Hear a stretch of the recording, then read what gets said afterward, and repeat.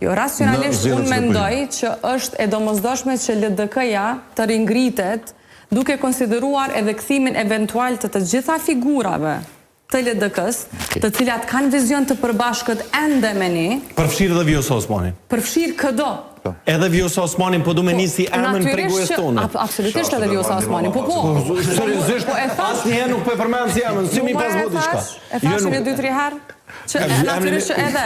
Kur po thu gjitha figurave, a mujmë me kalu përveç një, përveç se rapetojmë për Vjosën, po më intereson edhe kush janë 3-4 tjera. Emra se cilë t'ju i synoni se pak më intrigove, kur po thu gjitha, se jemi të folë për Vjosën, menoj që ma mire me kom për gjitha. Do t'ishte shumë problematike, unë t'i vetë shteroj emrat sot. Po, pak dishvisi me na dhoniksi se kush është, a është Shrem Kreziu, a është Agim Beliu, a është...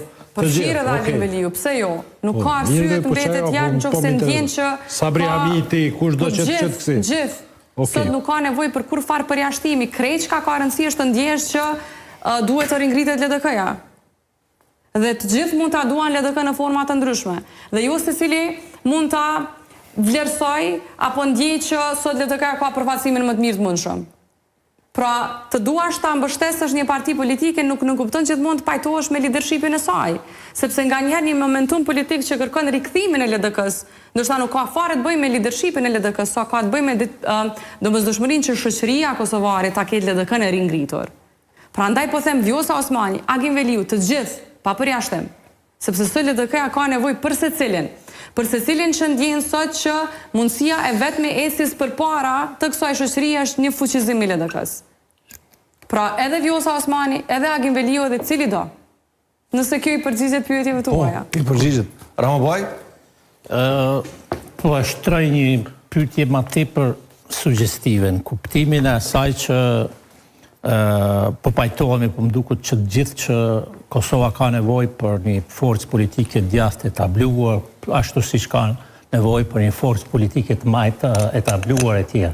Sidomos kur kemi parasysh këto përplasjet në nivelin transatlantik dhe vështërsit që mund të na dalin edhe neve në këtë cep të Evropës.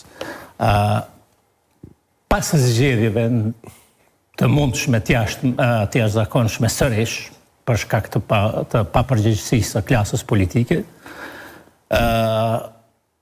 Po supozojmë që kemi pothuajse këtë rezultat që kishim më 28 dhjetor, ose aty dikun, mes shkurtit edhe dhjetorit. A do ta cilësonit pastaj si debakël kësaj LDK-s djathtë dhe a i hapet pastaj vërtet rruga një force reale politike djathtë në Kosovë, si që mendoj unë? Në qoftë se për çdo zgjerim dhe për çdo reform do të niseshim nga nëse, çka nëse, unë vlerësoj që kur nuk do të mund të esnim përpara.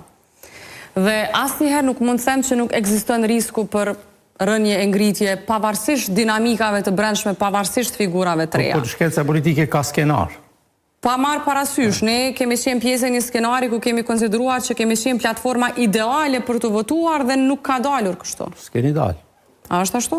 Kështu që as nuk jam në një pozicion sot unë të determinoj çka ndjej që mund tjetë rezultati final, por kam besim të plot që me një përbashkim të tillë absolutisht do të dilni më mirë.